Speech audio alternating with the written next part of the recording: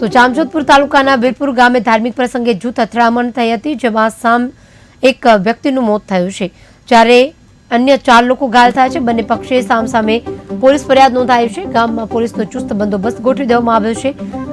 પ્રાપ્ત વિગત પ્રમાણે જામજોધપુર તાલુકાના વીરપુર ગામમાં ધાર્મિક પ્રસંગ દરમિયાન 2 જૂથ વચ્ચે બોલાચાલી થઈ હતી, જે પછી અથડામણમાં 5 વ્યક્તિઓ ઘાયલ થયા હતા, જે તમામ ઇજાગ્રસ્તને 108 મારફતે સારવાર માટે જામનગરની સરકારી જીજી હોસ્પિટલમાં ખસેડવામાં આવ્યા છે, જે પૈકી વીરપુર ગામના વતની વીરાભાઈ પાલાભાઈ કાપરિયા નામના યુવાનને ગંભીર ઇજા થઈ હોવાનું પણ દરમિયાન મૃત્યુ થયું છે, જેથી આ બનાવને હત્યાનો પલટાયો છે।